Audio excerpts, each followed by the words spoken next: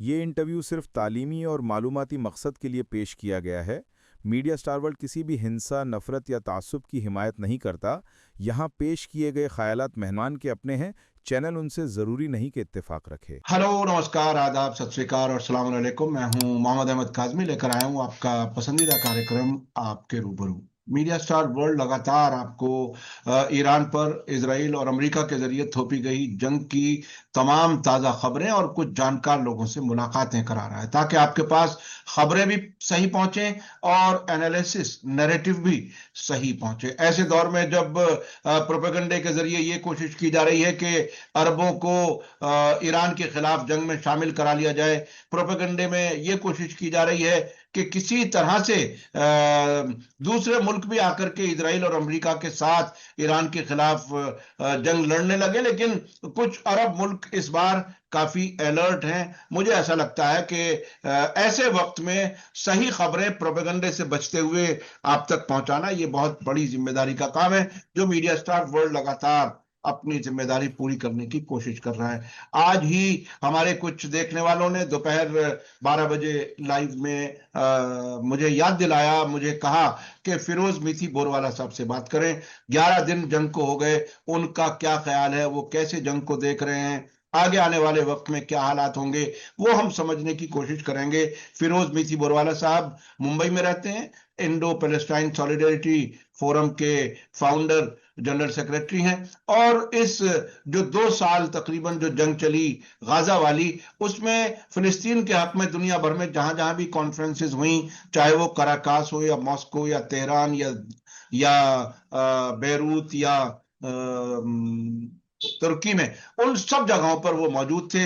बहुत ही अच्छा नेटवर्क है, दुनिया भर से इंफॉर्मेशन न सिर्फ मीडिया के जरिए बल्कि अलग अपने पर्सनल ताल्लुकात के जरिए भी बहुत कुछ इंफॉर्मेशन उनके पास होती है। आप उन्हें काफी पसंद करते हैं, आखिर तक जरूर देखिएगा। फिरोज मीठी बुरवाला साहब, वेलकम है आपका। मीडिया स्टार वर्ल्ड को आप वक्त दे देते हैं, उसके लिए बहुत बहुत शुक्रिया। फिरोज साहब, ये बताइए कि आज 11वां दिन है जंग को, और जी। ट्रंप साहब की तरफ से ये बयान आ गया कि जंग बहुत जल्दी खत्म होने वाली है। ये भी बयान आ गया कि हमें बहुत बड़ी कामयाबी मिल चुकी है, और ये भी कह दिया गया कि मैं और नेतन्याहू मिलकर के आपस में मशवरा करके जंग बंद कर लेंगे। ईरान की तरफ से तो जंग बंद करने की कोई बात नहीं आ रही। ईरान की तरफ से कहा जा रहा है कि हम लंबी जंग लड़ेंगे, और अभी मैं बयान पढ़ रहा था, आईआरजीसी ने कहा कि हम 1 लीटर तेल नहीं गुजरने देंगे स्ट्रेट ऑफ हॉर्मुज से, और हम तुम्हारा पीछा नहीं छोड़ेंगे। यानी उन्होंने हम्म। उनके जो शहीद हुए हैं लीडर आयतुल्ला खामेनाई, उसके बाद जिस तरह से वो, और अब खैबर शिकन नाम की वो मिसाइल भी सामने आ गई है, जिसका हमें आपको सबको इंतजार था। और खैबर जब नाम आता है तो खैबर की उस जंग का ख्याल आता है जहां हजरत अली ने किला खैबर को फतह किया था, यहूदियों को मात दी थी। उस नाम से ये मिसाइल उनके यहां आज तबाही कर रही है। कैसे देख रहे हैं आप? जी नहीं, पूरी दुनिया, मतलब दंग है कि एक मुल्क ईरान, इतने बड़े super power, so called super power, Iran तो लगातार बोलता रहता है कि सुपर पावर तो एक ही है, अल्लाह है, बाकी के सब पावर होते हैं, ऐसा कोई सुपर पावर तो होता, इसलिए ईरान में डर नाम की चीज ही नहीं है। हम्म। और उन्होंने, मतलब जो पिछले 30-40 साल में अमेरिका ने अपने बेसिस बना दिए थे ये पूरे इलाके में, और ऐसे 800 बेसिस है दुनिया में अमेरिका के जो हटने चाहिए, निकालने चाहिए, वो ईरान ने बता दिया कि कैसे हो सकता है। तो उन्होंने पूरा का पूरा तहस नहस कर दिया है, और 4-5 दिन के अंदर हो गया था। अमेरिका और पूरी दुनिया मतलब चौंक गई थी। हम तो खुशी में चौंके थे, वो तो बहुत ही में चौंके थे। सो द पॉइंट इज के उसके साथ ये भी बात आती है कि जो ट्रम्प के ऑब्जेक्टिव्स थे, ये लोग एक्चुअली समझ नहीं पाते। और बहुत लोग बोलते हैं कि यहूदी को बहुत अक्ल है, मैं तो बोलता हूँ कि ज्यादा अक्ल है नहीं, क्योंकि दुनिया में जितनी बार इन्होंने ये सब तमाशे किए, हर बार वो पिटे, और ज्यादा से ज्यादा वो लोगों ने उनसे नफरत की है। भी बोल रहा है कि दुनिया किधर है, इसराइल पे इतने बड़े हमले हो रहे, कहाँ है हमारे लिए, तुम्हारे लिए आएगा कौन? ओके। हम्म। और अब देखिए कि जो स्ट्रेटेजिक ऑब्जेक्टिव्स थे, ट्रम्प का पहला था कि रेजिम चेंज, वो फेल हम्म। हो गया है। हम्म। और अभी तो वो बोल रहा है, इतनी हंसी मजाक की बात है, वो बोल रहा है कि हमारे पूछे बिना आयतुल्ला मुश्तबा खामेनेई को कैसे अपॉइंट किया गया। तो एक ईरानी ऑफिशियल ने कहा कि भाई तुम्हारा मेयर अपॉइंट नहीं कर सकते न्यूयॉर्क का, तुम हमारी देश की क्यों बात करो। तो आज ट्रम्प रली मजाकिया बन गया है। और उसको बोला होगा नेतन्याहू ने, भाई अयतोल्ला खमेनाई को मार देंगे। अयतोल्ला खमेनाई तो बैठे ही थे अपने रूम में, वो तो शहीद होने के लिए बैठे थे, कोई बड़ी बात नहीं की ये लोग ने। ओके, उसको मारेंगे, जनता सड़क पे आएगी, ईरान रेजिम चेंज हो जाएगा और खत्म मामला, फिर घर जाओ। कुछ हो नहीं रहा है वैसा। तो रेजिम चेंज पहले फेल हो गया। उसके बाद उसने कहा कि हम लोग अभी जो वॉर करेंगे वो डिग्रेडिंग ईरान मिलिट्री कैपेसिटी करेंगे। वो भी नहीं हो पा रहा है, लगातार मिसाइल चल ही रही है। ओके, क्योंकि ईरान ने 2003 से इराक वॉर के बाद ईरान बोल रहा है कि हम लोगों ने समझ गए थे कि इराक में आए हैं, ईरान में आने वाले। तो 2003 से उनकी तैयारी है, कल कल तैयारी नहीं है। जैसे ट्रम्प को रेथियन और लॉकहीड को बुलाना पड़ा कि भाई हमारे पास इंटरसेप्टर मिसाइल नहीं है और हमारे बहुत महंगे होते हैं, तो तुम भी ईरान के जैसे ड्रोन बनाओ। अभी वॉर के दौरान ये सब मीटिंग हो रही है। मतलब वॉर के पहले कुछ सोचा ही नहीं था कि एक्चुअली क्या तैयारी करनी है। ये तो अमेरिका का हाल है। ओके, मतलब युद्ध शुरू होने के बाद मतलब आपके पास इन्वेंट्री है नहीं, आपके गोडाउन में मिसाइल पड़े ही नहीं है। आपको लगा था ये सब 4-5 दिन में खत्म हो जाएगा। तीसरी बात, जब डिग्रेडिंग वाला मामला नहीं हुआ कि ये पीछे हट ही नहीं रहे और मिसाइल चल रहे हैं और सब कुछ हो रहा है उनकी तरफ से, और लोग सड़क पे आ रहे हैं, तो उसके बाद उन्होंने नया नाटक चालू किया कि कुर्द को हम लोग अभी तैयार करें कि कुर्द लोग आपके इराक के कुर्द ईरान में हमला करेंगे। तो छोटे मोटे कुछ खबरें, ये कुर्द तैयार वो कुर्द तैयार, बाद में कुर्दों ने फैसला कर दिया कि हम इसमें नहीं फंसने वाले। हमारे साथ बार बार ये अमेरिका ने धोखा किया है, सीरिया में हमारे साथ धोखा हुआ अभी, तो हम लोग ये नहीं कर रहे। तो कुर्द वाला प्लान फेल। मतलब जैसे जैसे प्रॉब्लम्स आता रहा वो कोई ना कोई सोल्यूशन युद्ध के दौरान ढूंढते रहा। ऐसा नहीं कि कुर्दों के साथ पहले से बातचीत करके रखी है। इतनी इतनी तो बेवकूफी सोच ही नहीं सकता कि कोई सुपर पावर कोई बैठ के करे। युद्ध के दौरान एक एक प्लान सोच रहे। बलूची का सोचा, बलूची ने भी मना कर दिया, वो मामला भी चल नहीं पाया। हमको पता है कि सिया एक्टिव है बलूचिस्तान में, पाकिस्तान और ईरान में, जैश अदल के माध्यम से बलूचिस्तान लिबरेशन आर्मी, पर वो भी पता नहीं चल पा रहा। और सुन्नियों ने क्लियर कट पोजीशन लिया है, ईरान के सुन्नियों, कि हम इस सरकार के साथ है, हम ईरान के साथ है और हम इस पूरे संघर्ष में हम अब एक ही है। तो वहां वो फेल हो गया। अभी वो ढूंढ रहा है रास्ता कि भाई आज जंग खत्म हो, कल जंग खत्म हो, नेतन्याहू से मशवरा करूंगा। तो देखिए हाल इस अमेरिका का कि नेतन्याहू के कारण ही ये जंग चालू हुई है, और अभी नेतन्याहू से बात करके मैं जंग खत्म करूंगा, ये हालत है अमेरिका की। इतना हाँ, मतलब बना दिया हालत ये। एक बात आपने कही बीच में, मैं थोड़ा सा उसमें अपनी बात एक रखूंगा कि दुनिया शायद ये समझती है कि यहूदी सबसे समझदार होते हैं या अंग्रेज सबसे समझदार होते हैं। सब, मैं तो इसे दूसरी तरह से भी देखता हूं। वो लोग, वो कौमें जो 24 घंटे में से 10-12 घंटे शराब पी के अपना दिमाग खराब कर लेती हों, उनके मुकाबले में वो मुसलमान जहां शराब पीना हराम है, अक्सरियत मुसलमानों की शराब नहीं पीती है। जो अगर कोई पीता है तो उसे बुराई समझ के पीता है। तो मुसलमान तो कहीं ज्यादा ज़हीन, अक्लमंद और जागने वाली कौम है। ईरान ने यह साबित कर दिया है। तो ये बात बहुत साफ है, अब दुनिया को समझ में आएगा। जी, आप अपनी बात जारी रखें।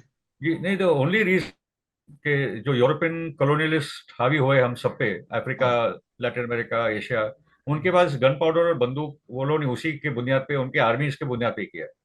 यही सीधी बात है। ओके, anyway, वो अलग मुद्दा है। तो ट्रम्प का तो ये एजेंडा था, नेतन्याहू का एजेंडा अलग था। नेतन्याहू का था कि पूरा का पूरा कंट्री को गाजा जैसे बनाना है, उनके आर्मी को खत्म कर देना है, सिविलियन इंफ्रास्ट्रक्चर खत्म करना है। इसलिए जो तेहरान की ऑयल डेपो पे हमले किए इसराइल ने, वो ट्रम्प ने उसका विरोध किया, क्योंकि ट्रम्प आप बोल रहा है कि भाई पूरा ईरान का तेल मेरे हाथ में आने वाला है।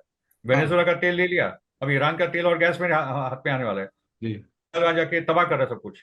तो वो डिफरिंग एजेंडा दोनों में दिख रहे। तो इसराइल का एजेंडा ये था। दूसरा, वो सोच रहा था कि जैसे ये इमाम खामेनाई गुजर जाएंगे, रेजिम चेंज होगा, वो नहीं हुआ। मगर अभी वो कोशिश कर रहा है कि सिविल वॉर हो जाए, कि पूरी की पूरी व्यवस्था कोलैप्स हो जाए, और फिर अलग अलग जो 14 इलाके ईरान के, वो आपस में लड़ने झगड़ने शुरू हो जाए, जैसे सीरिया लिबिया में हुआ है। वो उसका टारगेट है, वो भी नहीं हो पा रहा है। ओके, और अपराइजिंग क्रिएट करो शाह के नाम पे कि भाई एक लीडर है। अभी तो समझ में आ रहा है वो लीडर कुछ है ही नहीं। और एक बहुत बड़े ब्रिटिश विद्वान ने बोला कि अगर ये शाह की पॉपुलैरिटी जाननी है तो उसको पैराशूट में छोड़ दो तेहरान के बीच में, बाद में चलेगा कि लोग उसको कितना चाहते हैं उसको नोट डालते हैं। ओके, और उसके साथ ईरान आज तक कोई लीडर आइडेंटिफाई नहीं कर पाया। ये मुल्क के अलावा तो आपके पास लीडर ही नहीं है ये कोई रिवोल्ट लीड करने के लिए, है ही नहीं आपके पास। इसलिए सब के सब फेल हो रहा है। इसलिए फिर वो अपनी औकात पे आ गया कि फिर तबाही तबाह करो, अस्पतालों को खत्म करो, डिसैलिनेशन प्लांट्स, वाटर प्लांट्स खत्म करो, तेल के डिपो को आग लगा दी, ये सब उसने चालू किया है। मगर ये सब ईरान ने कैलकुलेट किया, उनको पता था कि ये सब ये करेगा। तो ऐसी कोई एक बात नहीं है। यहाँ तक मेरे ईरान के साथी ने बताया कि भाई हम तो न्यूक्लियर बॉम्ब के लिए भी तैयार है। ये कौन से देश के लोग बोलते हैं भाई? ये डर ही नहीं है लोग में। अनबिलीवेबल है। जी क्योंकि जी न्यूयॉर्क जी। टाइम्स में खबर आई थी कि कोम के पास जो फोर्डो है, तो एक खबर आई थी कि कोम से सब निकल जाए क्योंकि एक न्यूक्लियर अटैक अभी इसराइल करने वाला है। कोई नहीं निकला वहां से। हम्म, ओके। ईरान का मामला बहुत क्लियर था। वो तैयार थे जंग के लिए, 2003 से तैयारी कर रहे हैं। उनको पता था एक दिन ये आने वाले हैं। तो असैसिनेशन के बाद पूरा का पूरा उल्टा हुआ। इमाम खामेनी के साथ के शहादत के बाद ये देश और भी इकट्ठा हो गया। हम लोगों ने 11 फरवरी को देखा था कि 92 मिलियन में से 23 से 25 मिलियन सड़कों पर आ गए थे। कहाँ होता है ये सब? बिल्कुल बिल्कुल तो आप बिल्कुल देखें कि बिल्कुल ये, मैं रेजिम शब्द के टोटली विरोध में हूँ। यहाँ एक सरकार है। बिल्कुल बिल्कुल बिल्कुल। अमेरिका में रेजिम है, इसराइल में रेजिम है, ब्रिटेन में रेजिम है, क्योंकि ये सब इजरायली कंट्रोल है। ओके। ये सब के सब ओलिगार्की का कंट्रोल है। इलेक्शन में यहाँ आओ उधर आओ, मगर एप्स्टीन और पैसा से आपका ब्लैकमेल होना ही होना है। तो यहाँ कोई फ्री नाम की चीज है ही नहीं। तो ईरान ने एक नंबर वन वो हो गया। दूसरा, उन्होंने जो बोला था पहले कि अगर हम पे हमला हुआ तो पूरा का पूरा जो अमेरिका के मिलिट्री इंफ्रास्ट्रक्चर है, basis, radar systems, naval fleet, सब पे हम लोग अटैक करेंगे। और उन्होंने करके दिखा दिया। बिलियंस ऑफ डॉलर्स, मतलब खाली ये रेडार और थेट सिस्टम्स ही $4 बिलियन का है। ये तो मतलब बिलियंस ऑफ डॉलर्स का अभी तक नुकसान हो गया। और अभी तो $1 बिलियन का खर्चा बता रहे। और ट्रंप ने कुछ, ये जो $1 ट्रिलियन का बजट है उसमें और भी पैसा डिमांड किया कि हमको ये जंग के लिए लगेगा। ट्रंप ने जो भी बोला था इलेक्शन के पहले जीतने के लिए, वो पूरा का पूरा उल्टा कर रहा है। वॉर होगी, रेजिम चेंज होगा, बजट बढ़ाएगा, ये सब कुछ कर रहा है। और ये सब क्योंकि वो एप्स्टीन फाइल में इतनी बुरी तरह के फंसा है। मेरे पास एक ऑडियो है ट्रंप का जो मेरे पास आया है सर्कुलेशन में, क्लियर कट उसका है।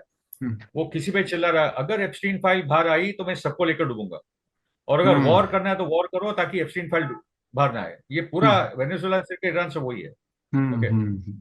उसके साथ तो थैड और रेडार सिस्टम्स को भी ईरान ने सक्सेसफुली डिस्ट्रॉय कर लिया। उन्होंने जो सबसे बड़ा काम किया है, क्योंकि ईरान बोला कि आइदर सब लोग सुरक्षित और प्रॉस्पेरिटी से रहे या कोई भी ना रहे। मैं अकेला नहीं सफर करूंगा, बहुत हो गया। Okay? सब लोग महफूज रहेंगे, सब सब सबकी आमदनी चालू रहेगी, सब लोग सबकी इकोनॉमी चले। ईरान ही अकेला सैंक्शन होगा और बाकी के सब लोग प्रॉस्पर करेंगे। जब ईरान के पास दुनिया का तीसरा नंबर का गैस है, तेल है, टॉप 10 कंट्रीज में आज ईरान इकोनॉमिक हो जाता, तो ये भी मैं झेलूंगा नहीं। इसलिए वॉर चलेगी, चलने दो, सब लोग मरेंगे। ओके। तो उसके साथ उन्होंने जो स्ट्रेट ऑफ हॉर्मुज का भी बोल दिया कि स्ट्रेट ऑफ हॉर्मुज बंद और बंद। चाइना के लिए, रशिया के लिए, आज मैंने सुना है पाकिस्तान को भी दे दिया है। ठीक है। वो स्ट्रेटेजिकली इंपॉर्टेंट बात भी है ईरान के लिए, क्योंकि वो बॉर्डरिंग कंट्री है और अभी तक तो वहां से कोई ऐसी बात हुई नहीं है। और उन्होंने अरब देशों को ये बोला कि जो अमेरिकन एम्बेसडर को निकाल देगा और इजरायली एम्बेसी को बंद करेगा, तो तेल देने के लिए तैयार हो। बहुत इजी बात है। ये बहुत बड़ी बात है, ये बहुत बड़ी बात है। देखिए, पहले मरहले में ईरान ने पहले 3-4 दिन में ये किया कि झुंड के तौर पर मिसाइल और ड्रोन भेजे, उनका इंटरसेप्टर सिस्टम जो है उसको एग्जॉस्ट किया, फिर उसके बाद उनके सारे रेडार सिस्टम वो तबाह किए, उनको अंधा किया, बड़े हथियारों से हमले शुरू किए, और ये साथ साथ कहना शुरू कर दिया कि जो भी पड़ोसी मुल्क जहां से हम पर हमला आएगा हम हमला करेंगे, जहां से हमला नहीं होगा हम पर, हम उन पर हमला नहीं करेंगे। जो ये बात आप कह रहे हैं ये बहुत बड़ी बात है कि अमेरिकी एम्बेसी बंद करो, इजरायली एम्बेसी बंद करो, और हम आपको छूट देंगे, आप अपना तेल यहां से ले जा सकते हैं। तो ईरान ने एक तरह से करके दिखा दिया कि पूरी दुनिया की इकोनॉमी को हिला सकता है। अभी जब मैं आपके सामने बात कर रहा हूं, हो सकता है जब तक ये वीडियो लोगों के सामने पहुंचे कीमतें और बढ़ जाएं। $120 पर बैरल तक पहुंच चुका है इंटरनेशनल मार्केट में पेट्रोल। और क्या कुछ होगा, ईरान बिल्कुल ऐसा है जैसे गर्दन पकड़ लेना पूरी दुनिया की, उस तरह से। और खास तौर पर ट्रंप के जो चारों तरफ चेले चपाटे जो जो गुलाम हैं, उनके पूरी एक तरह से पूरी नस्ल को एक तरह से उन्होंने दबा दिया है कि या तो हो जाओ सीधे, नहीं तो अब मैं अकेला सफर करने वाला नहीं हूं। ये बहुत बड़ी बात है जी। बात अपनी जारी रखें आप।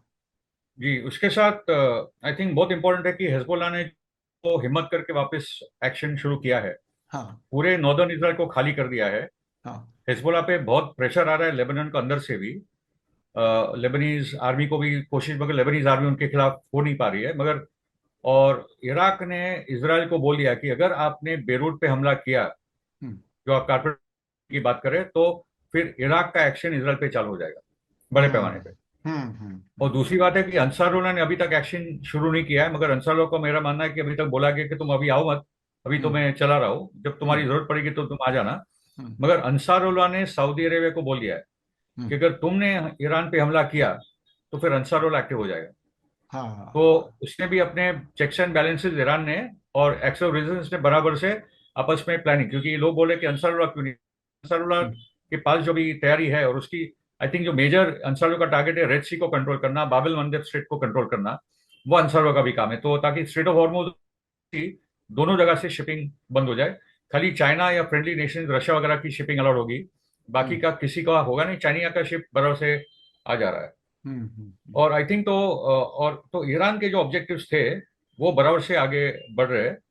और उसके साथ ये पॉइंट आ रहा है कि ये जो पागलपन है ये क्रिश्चियन जायनिज्म का, हाँ क्योंकि इनका जो वॉर सेक्रेटरी है ना, इन्होंने डिफेंस सेक्रेटरी नहीं, अभी पीट हेगसेट तो वॉर सेक्रेटरी है, हाँ एंकर था, वहां से उसको ट्रंप ने उठाकर डिफेंस मिनिस्टर या war minister, actually war minister ही सही है अमेरिका हाँ के लिए, हाँ क्योंकि बिल्कुल वो वॉर वही करते मिनिस्टर। रहते।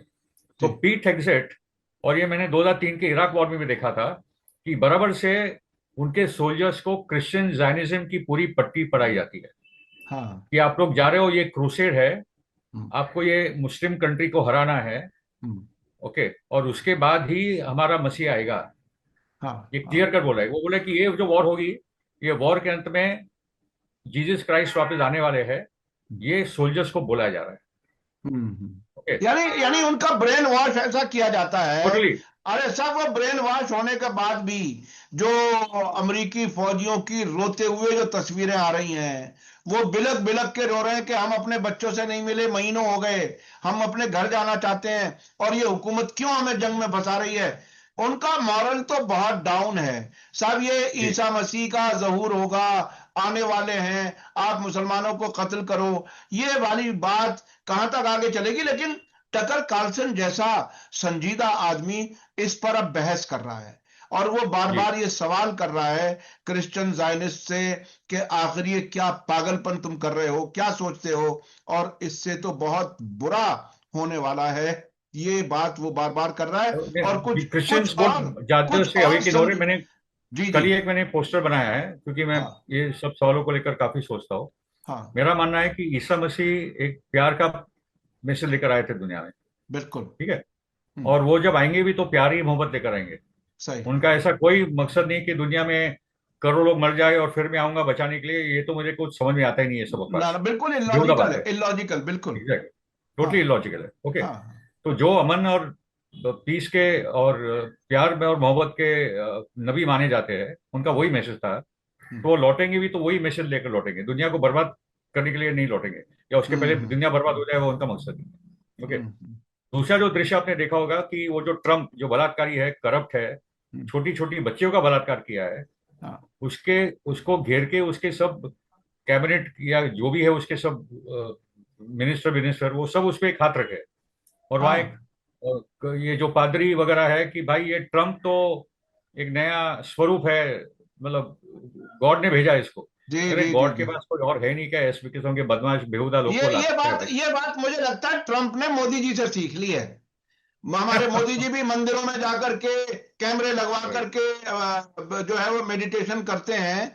वो शायद मोदी जी से सीख लिए उन्होंने। नहीं तो कभी क्या कोई सोच सकता था कि व्हाइट हाउस में जहां मजहब का नाम दूर दूर तक नहीं है, वहां मजहबी लोग उसके सर पे हाथ रखें और वो बैठा हुआ भीगी बिल्ली की तरह से वो कहता कि शायद यही लोग मेरी जान बचा लें। तो ऐसी नहीं, और एक हालत है। मसला है, हाँ और एक मसला है एक्चुअली।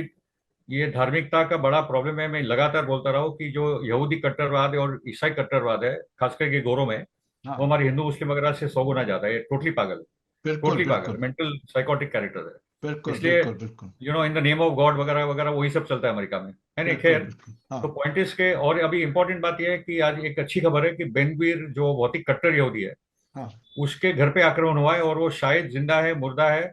बीबीसी ने रिपोर्ट किया कि वो कार एक्सीडेंट में इंजर हुआ है।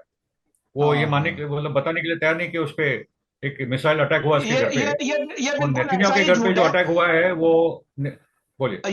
ये बिल्कुल ऐसा ही झूठ है जैसे ट्रंप ने अभी ताजा बयान दिया है कि ये जो टॉम हॉक मिसाइल का इस्तेमाल हुआ है ईरान में मिनाब हाँ, के लड़कियों के स्कूल पर, या तो किसी ऐसे मुल्क ने किया है जिसे हमने बेचा हो, उसमें इजराइल पर इशारा कर दिया, फिर आगे कह दिया हो सकता है ईरान ने ही मारा हो अपने स्कूल पर। तो ये वो तो अल अली ऐसा ही अस्पताल झूठ वाली है। बात है। अल अली एक अस्पताल में भी जो हुआ था गाजा में हमला, जो पहला अस्पताल टारगेट किया था, हाँ हाँ तब भी यही बोला गया था कि ये तो हमास ने किया, पर बाद में तो इतने अस्पतालों को तो अभी कोई सवाल ही नहीं है। जी जी जी। और उसके साथ मतलब ये इस पे भी एक्सपोज हुए हैं। मेरा तो मानना है हाँ कि अभी कुछ चंद देशों को इंटरनेशनल क्रिमिनल कोर्ट में जाके ट्रम्प पे भी मुकदमा चलाना चाहिए एज अ वॉर क्रिमिनल, ताकि ट्रम्प अच्छा दोनों पे अच्छा, अरेस्ट वारंट निकले। ये बहुत आगे जरूरी बढ़ने से पहले आगे बढ़ने से पहले मैं आपको जरा बीच में रोक रहा हूं। ये जो जी आयतुल्लाह खामेनाई के बेटे आयतुल्लाह जी। मुश्तबा खामेनाई को उनका जानशीन बनाया गया है ऐसे वक्त में, जबकि खुली धमकी है इजराइल और अमेरिका की तरफ से कि जो भी आयतुल्लाह खामेनाई की जगह बैठेगा उसे हम खत्म कर देंगे। ट्रंप की तरफ से तो ये कहा गया कि मुश्तबा खामेनाई जो है मैं उसे पसंद नहीं करता और मेरी मर्जी के खिलाफ जो भी होगा वो ज्यादा दिन तक नहीं टिकेगा। ईरान में ऐसी पोजीशन में, जब भी अभी हफ्ता 10 दिन हुए हैं आयतुल्लाह खामेनाई को शहीद हुए, उनकी कुर्सी पर बैठने वाला आदमी कितनी हिम्मत वाला होगा जो शहादत यस। के लिए तैयार होकर के इस मुल्क की लीडरशिप संभाल रहा होगा। क्या ये उन लोगों के लिए कितना सबक है जो बड़े बड़े शाही महलों में बैठते हैं, सोने के उनके पास टॉयलेट्स और क्या क्या होते हैं। ये किस किस्म की लीडरशिप है जो शहीद होने के लिए कुर्सी पर आकर के बैठी है? क्या लगता है आपको? नहीं, इनको सलाम, मुश्तबा हुसैनी को टोटली सलाम है उनकी हम्म हिम्मत के लिए, क्योंकि जब आयतोल्ला अली खामेनाई शहीद हुए थे तो मुश्तबा खामेनाई के बेटी, बेटा, वाइफ, बहन, उनका पूरा खानदान हम्म। शहीद हो गया था। जी जी जी। उसके बाद मतलब 10 दिन के अंदर वो ट्रॉमा के साथ हाँ उनको ये गद्दी संभालनी, ये जिम्मेदारी संभालनी, ये देश हाँ को लीडरशिप देनी, जब इतनी बड़ी संकट मंडा रही उनके सिर पे, तो ये बहुत बड़ी बात है। वो बोल सकते थे भाई मैंने तो कर लिया, खानदान ने कर लिया, अभी मुझे बख्श दो और किसी को बना दो, क्योंकि जी जो जी। भी बनेगा वो तो टारगेट पे है ही। बिल्कुल मगर बिल्कुल बिल्कुल। लोगों को लग रहा था कि ये लीडरशिप ले लेंगे, और इनके लीडरशिप लेने से 5 साल के है, उनकी हम्म। लीडरशिप लेने से बहुत हिम्मत ईरान के लोगों में आई है। बहुत ही पढ़े हाँ लिखे आदमी है। हाँ अली लारीजानी बहुत पढ़े लिखे हैं। हाँ। अपने ये जो अब्बास अरागची वो भी बहुत पढ़े लिखे हैं। जी जी और जी। मेरा तो मानना है कि ये इक्वल बैटल नहीं हो रहा है, क्योंकि ट्रम्प अंगूठा छाप लग रहा है, हम्म उनका पीट हेगेसेट भी मूर्ख है, हम्म। विटकॉफ और जैरेड अभी अभी कुशनर उस अभी किस्म के अभी लोग एक हैं, सीएनएन को पर क्रिमिनल है तो।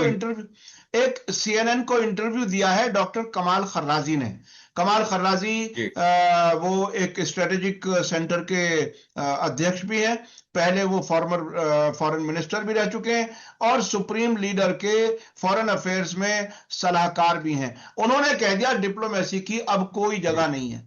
2 बार हो चुका, जब हम बात हम्म। करते हैं तो ये हमला कर देते हैं, तो वो डिप्लोमेसी का रास्ता बिल्कुल बंद होने की बात कही है कल ही सीएनएन के साथ इंटरव्यू में। उधर लंबी जंग होगी इसके बाद ये अली लारीजानी कह चुके। उसके अलावा वो इस हद तक 1 लीटर भी पेट्रोल नहीं निकलने देंगे, ये बात आईआरजीसी ने कही है।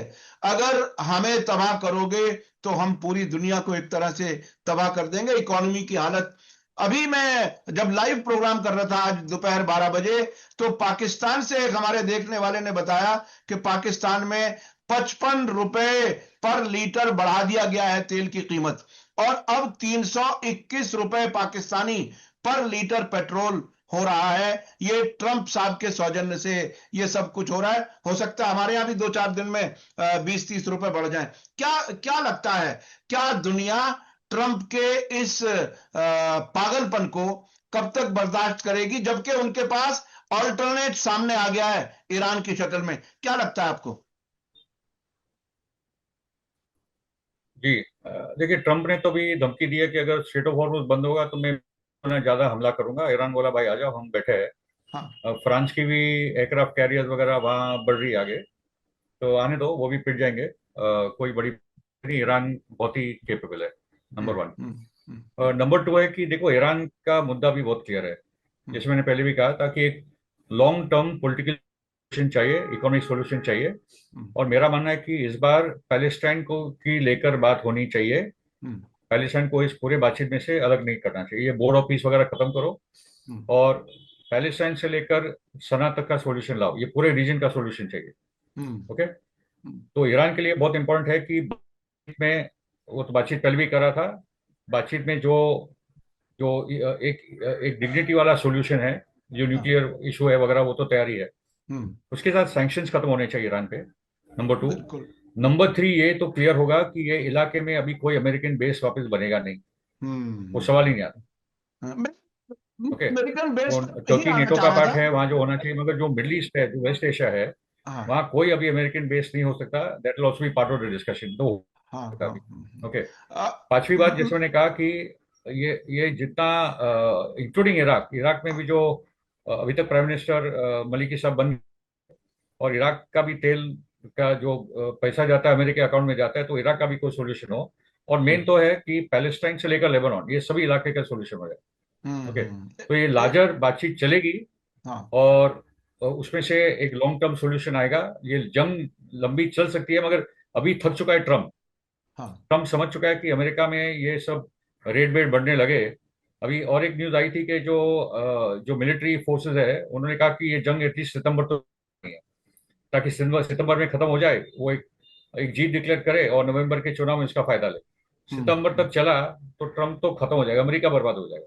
बिल्कुल, ओके, अमेरिका बर्बाद हो और अभी जाएगा। जितने अच्छा अच्छा प्राइमरीज भी अच्छा, इसमें मैं आ रहे हैं, एक सब चीज, जगह ट्रम्प हार रहा है। हमारे पास अब जरा वक्त कम रह गया है। एक चीज मैं समझना चाहता हूं। जी जी। देखिए, एक लंबे दौर से अमेरिका अरब मुल्कों को यह समझाता रहा और पब्लिसिटी प्रोपेगेंडा करता रहा कि ईरान न्यूक्लियर बम बना रहा है, जो आप लोगों के लिए खतरा है। इसलिए आप इजराइल के साथ जो है वो गले मिल लो, उसके साथ ताल्लुकात बढ़ा लो।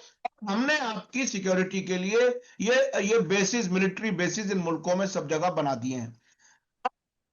ईरान एक तरह से अरब मुल्कों को उस जो गले में पड़ी हुई बेड़ी थी, जो जंजीर थी, वो निकाल करके फेंक रहा है एक तरह से।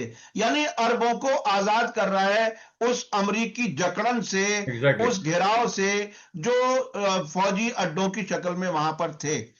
ऐसी हालत में जब इसराइल, और यह भी तय किया गया है कि जब तक इसराइल की फौजी ताकत खत्म नहीं हो जाती, हम जंग नहीं रोकेंगे। हम्म। आने वाले एक दो हफ्ते के बाद के हालात अगर प्रिज्यूम करें, पूरे इलाके में कोई अमरीकी फौजी अड्डा नहीं, अमरीका, इसराइल कमजोर, अमरीका कमजोर, ऐसी हालत में तो अरबों को आजाद करने का भी इंतजाम कर दिया ईरान ने। क्या अरब इसका फायदा उठा पाएंगे? बाप रे, ये अरबों का मतलब, जो गल्फ अरब्स है, मैं बार बार कि इराक के अरब अलग है, वेस्टर्न इलाके मेडिटेरियन दरिया के, ईस्टर्न मेडिटेरियन कोस्ट लाइन के अरब अलग है, और ये गल्फ के अरब अलग है। हाँ और उसमें सबसे अच्छे तो अपने यमन के हैं। बाकी हाँ। के तो ये यूएई और कतर और सऊदी वगैरह तो बहुत गए गुजरे। मैं हम्म। रूलिंग क्लास की बात कर रहा हूँ। हाँ। मगर इतना है कि जैसे ये बेसिस हटेंगे, तो इंटरनल सॉल्यूशंस भी पॉलिटिकल सॉल्यूशन की तरफ बढ़ेंगे। हम्म। वहाँ भी इलेक्शंस की बात होगी, पॉलिटिकल डेमोक्रेसी की बात होगी, हम्म। और एक अकाउंटेबिलिटी की बात होगी। ये सब देशों में तो उसके चेंजेस तो होने हैं। और आपकी बात एकदम सही कि ईरान ने जो जंग लड़ी, वो तो पैलेस्टाइन के लिए अकेला लड़ ही रहे थे, मगर आज पूरे अरब मुल्क को उसने आजाद कर दिया। क्योंकि हम्म। खतरा तो ईरान को था ही, मगर ये सभी अरब मुल्कों को जकड़ कर उनको कब्जा करके रखा था। तो हम्म। ईरान ये सबको, ये 8 देशों को एक साथ मार के, अनबिलीवेबल है वो, ये हाँ। सभी देशों को भाई आजादी का एक रास्ता दे दिया। जी जी जी, ये आजादी का रास्ता बना रहा है ईरान इन अरब हुकूमतों से, इन अरबों को अमेरिका के और अमेरिका को भी फ्री कर रहा है, अमेरिका को भी इजराइल लॉबी से फ्री कर रहा है। आज अमेरिका में बहुत गुस्सा है इजराइल लॉबी के खिलाफ। खुलकर बातें हो रही है, ये भी जंग इसराइल की हो रही है। आपने वो ब्रायन मैकगिनिस का वीडियो देखा होगा, एक अमेरिकन सोल्जर, बिल्कुल बिल्कुल बिल्कुल। उसका तो हाथ ही तोड़ डाला है। बोला कि मैं इसराइल के लिए मरने के लिए तैयार नहीं हूँ। तो यानी यहाँ यानी जो ईरान अमेरिका इसराइल ईरान भरेंगे तो हाँ इसराइल से भी अमेरिका आजाद हो जाएगी। हाँ, यानी ईरान अरबों को भी आजाद कर रहा है, अमेरिका को भी आजाद कर रहा है। तो मैंने खुद देखा है अपनी आंखों यूरोप को से भी कर रहा अमेरिका में। है, अब और वो भारत को भी ये कर लेगा। लॉबी यहाँ भी आ भारत चुकी है, तो भारत भी आजाद हो जाएगा भाई। भारत भी ये पीटे आजाद तो हम हो लोग भी आजाद जाएगा। हो जाएंगे। भारत भी आजाद हो जाएगा। राइट। ये बहुत बड़ी बात है, बहुत बड़ी बात है कि वो पूरी दुनिया को एक तरह से आजादी पसंद लोगों को मजबूत कर रहा है। तो ये इस जंग का जी नतीजा क्या कुछ होगा, क्या कुछ सामने आया। अभी तक 11 दिन हुए हैं, यहां तक बातें की जाने लगी कि दुनिया को आजाद कराने के लिए ईरान जंग लड़ रहा है, उसने तमाम कुर्बानियां दी हैं, अपने लीडर की शहादत बर्दाश्त की है, और वो कहीं रुक नहीं रहे। आज भी वहां की आवाम सड़कों पर है, अपनी हुकूमत अपनी फौज की सपोर्ट में। आखिर में आप समराइज कर दीजिए कुल हालात को। अब आप क्या कुछ देख रहे हैं? हमारे पास 2 मिनट बाकी हैं। जी जी। नहीं, ट्रम्प एंट्रैप्ट हो चुका है नेथन ट्रैप में। हम्म, नेथन ने तो बड़ी बड़ी बातें कर ली होगी कि ये 2-4 दिन की बात है। तो नेथन्याहू के चंगल में जो पूरा अमेरिका फंसा है, वो ट्रम्प ने बेवकूफी करके ईरान का काम कर दिया। ईरान तो तैयार था, ईरान को पता था, और ईरान तो ये जंग में इतना तरीके से जीत रहा है। और उसके साथ जो बहुत सारा नुकसान इसराइल करेगा, अस्पताल, वाटर डिसैलिनेशन प्लांट, ये सब होगा, मगर ईरान की तैयारी थी। हम्म, उसके साथ जो हिजबुल्लाह का जो रोल बढ़ते जा रहा है, और वो लैंड लैंड में भी लेबनान में आगे बढ़ते जा रहा है, और इसराइल के अंदर भी आ जाएगा, क्योंकि हम्म, लैंड वॉर में तो ये बहुत डरपोक है, इसराइली हम्म, सोल्जर बहुत डरपोक। हम्म, तीसरी बात है कि जिस प्रकार से ट्रम्प का पूरा प्लान कुर्दिश बलूची ये सब फेल हुआ है, ये सब आफ्टर थॉट। इंटरसेप्टर मिसाइल नहीं, ये सब आफ्टर थॉट कि भाई रेथॉन रॉकेट सब बना दो, ये सब। हम्म, okay। तो ये कोई लंबी प्लानिंग के साथ नहीं आए थे, इसको पूरा झोंका गया है ट्रम्प को कि भाई ये कर दो काम, और ये परिस्थिति है। और जैसे मैंने अभी कहा कि ईरान ने की जो टेक्निकल कैपेबिलिटी है, और चीन का भी उसमें रोल है। रशिया ने क्लियर कर बोला है कि we are not neutral, we are with Iran. Hmm, और लेवरोव ने तो बोला कि आप लोग ने कभी 165 बच्चियां मरी उसको कभी कंडेम नहीं किया, और आप लोग ईरान को कंडेम करने निकले हो। हम्म, तो रशिया बहुत इंपॉर्टेंट रोल प्ले कर रहा है इसमें।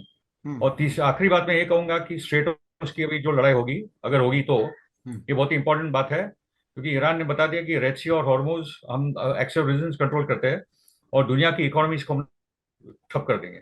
हम्म, सोल्यूशन लाओ, पूरे इलाके के लिए लाओ, पूरी दुनिया के लिए लाओ। और अमेरिका और इसराइल का जो दमन चालू हो गया था, उनको लगा कि बस ये मल्टीपोलर वर्ल्ड, और हम लोग पूरी दुनिया पे जिस देश का लूटना है, जिस देश के लीडर को उठाना है, वोट कर लेंगे।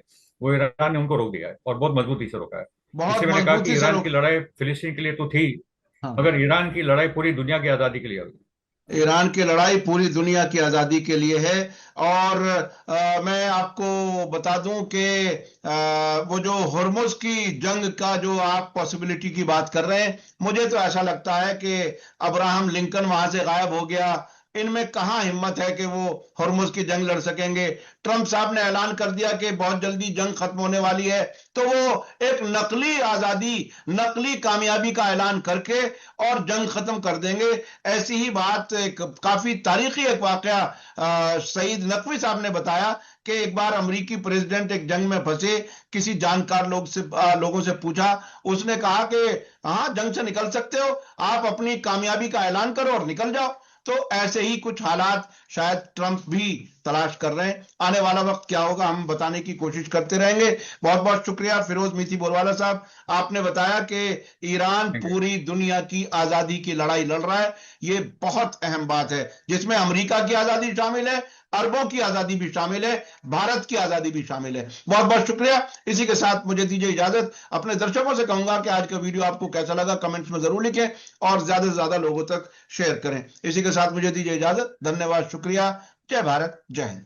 हमारे चैनल मीडिया स्टार वर्ल्ड को सब्सक्राइब कीजिए और बेल आइकॉन दबाइए ताकि हमारी हर नई वीडियो का नोटिफिकेशन आपको सीधे मिलता रहे। अगर आपको हमारी खबरें पसंद आती हैं तो उन्हें अपने व्हाट्सएप, इंस्टाग्राम, फेसबुक और ट्विटर अकाउंट्स पर शेयर करना ना भूलिए ताकि और लोग भी हकीकत से वाकिफ हो सकें।